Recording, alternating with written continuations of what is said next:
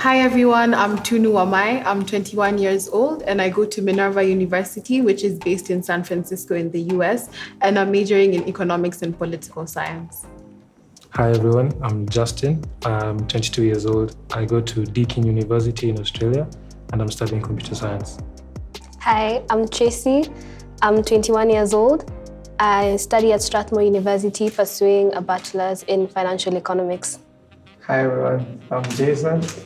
I'm 22 years old. I study at USIU and I'm majoring in psychology.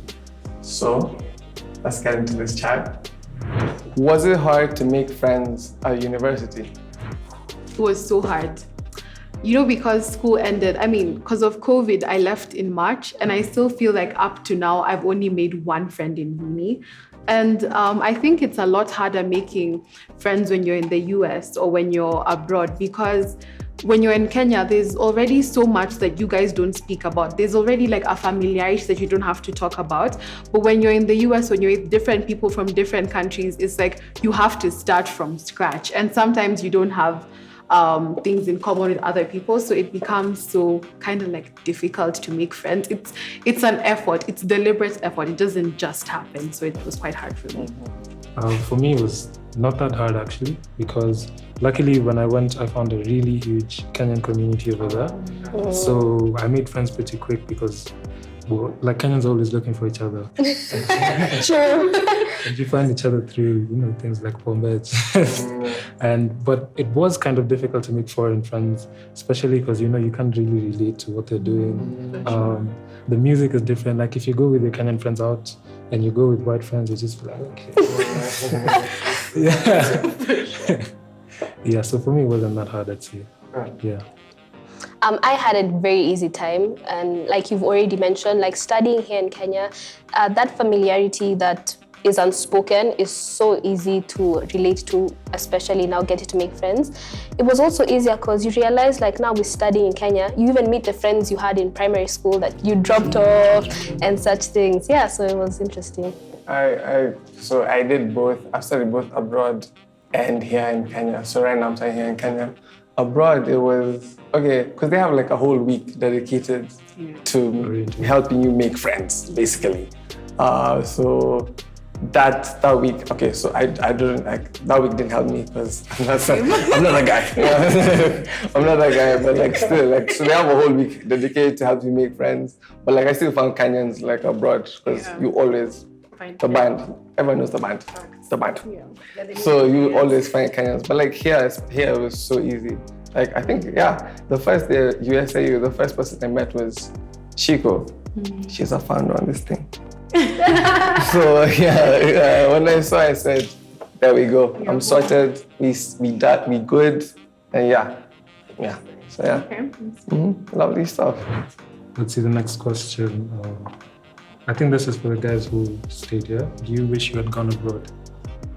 So I was abroad, and then I came here. I think my whole problem with abroad, you're by yourself there. So things like financially, budgeting yourself and all that stuff, you have to be on it. Otherwise, you can be doing 3 nights, sleep for dinner for 3 nights. And that's, true. That's, it's so, but here, it's I'm home. So I don't have to worry about food. I don't have to worry about transport. There's so many things I don't have to worry about because I'm literally here. Uni is 20 minutes away. Yeah. But abroad, you have to think about transport, food, laundry, so many things. So definitely abroad is an experience because you get to be by yourself and just get to be an individual and get to discover who you are as a person. But still, I guess for me, not that I wish, it's I think I would have enjoyed it more if I was able, if I knew who I was as I was done and who I knew what I was trying to do, education-wise. I guess international-wise would have been better for me. But now that I sorted all that out and I'm here now, I'm glad that I chose to be here. Wow.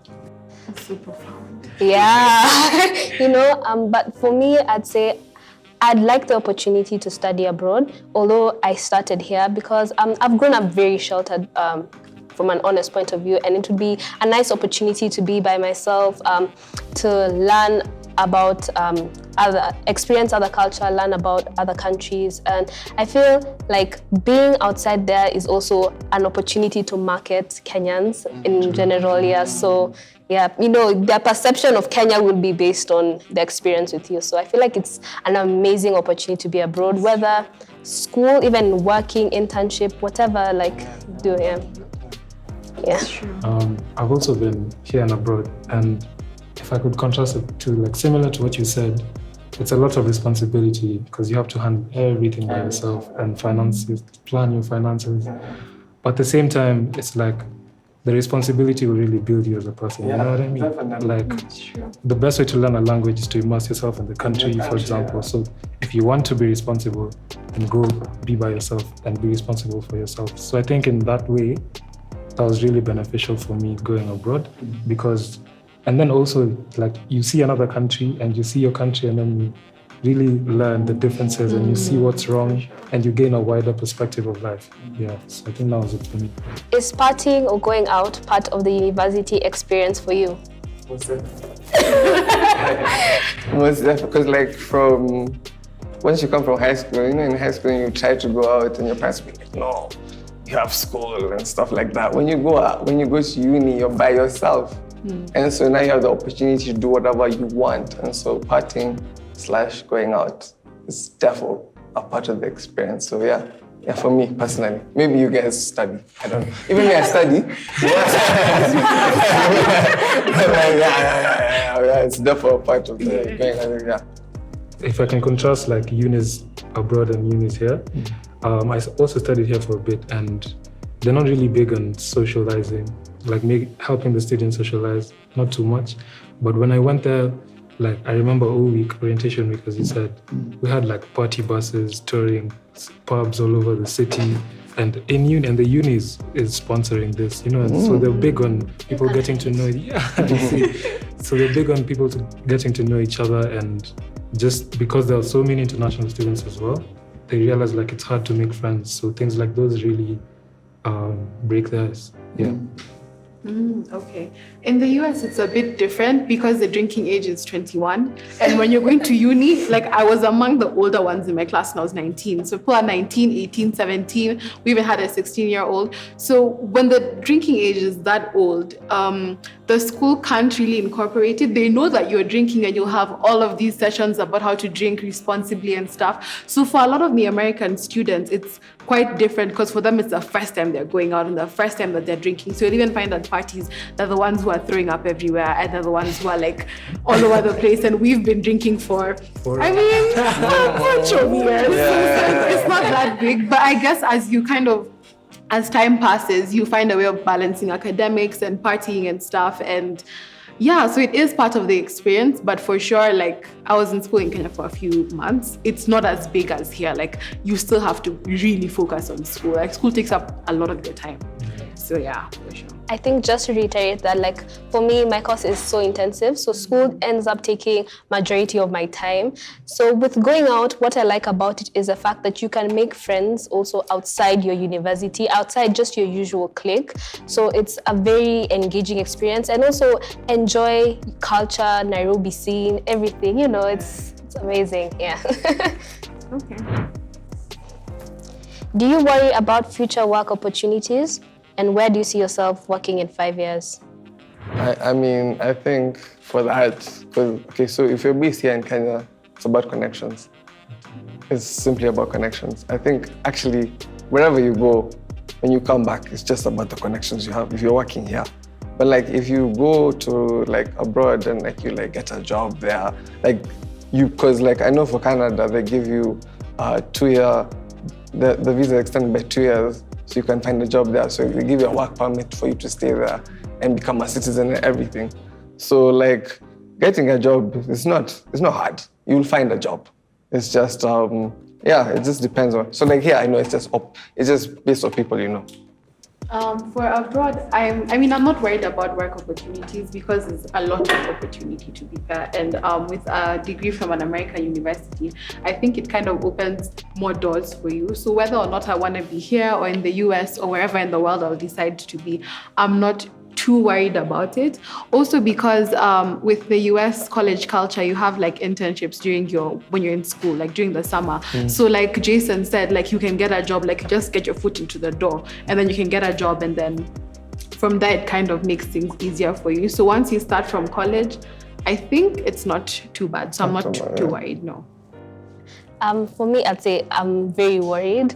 Like job opportunities here, like for real. Like besides, you see, the thing is, even connection could be connected in a way that's not in line with your career. So you see, so your parents could be doctors, and the connections they have is the right connection. Yeah, the right connection and all. And then also, I feel like I'm doing a very corporate kind of degree, so it means I'm getting into a corporate sector, and as a woman, I'm so scared because also our university requires us to do an internship, and when I did my internship, it was so heartbreaking because the workspace is so unfriendly to women, and even the companies you think that are so progressive, they have such backward mentality into getting into the workspace. And then a lot of time you find people who've graduated in Kenya are not even doing work related to their degree. So you see, it starts questioning like, why was I studying something for 4 years? Why did I struggle like that? Yeah, to get maybe into a very basic administration, receptionist kind of jobs. Like it's crazy. So I do get worried a lot about workspace because we don't have an elaborate transition kind of space for graduates into workspace. Even now as we speak, there's so many people who graduated before us who don't have jobs. So what's the guarantee that me who's going to leave maybe next year, this year, is going to have quite a good opportunity to work, yeah.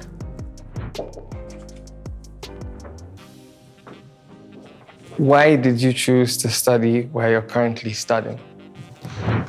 For me, it was the idea of traveling. So I'm in Minerva School, which is based in the US. But then after your first year in the US, you like travel every semester to different countries. So you know when you hear that and you're 18 and you're like, wow, like this is an opportunity of a lifetime, which it is, but you know you commit to the decision before you actually know the consequences of your decision. So you just think you're going to be traveling and having fun, which you do, but then you kind of have to realize that there's a lot of other things that come with that. But for me, for sure, the traveling was the selling point. For me, it was just like how much control I had in choosing what I want to study. Like in Australia, you do trimesters. It's kind of like high school terms. So trimester 1, 2, 3. And you do 4 units per trimester. Each trimester is 10 weeks. It's a bit intense. But the good thing with that is in your course, there's like now computer science. The core units I know I have to do, like the uni requires me to do them. And the IT related, like programming, whatever.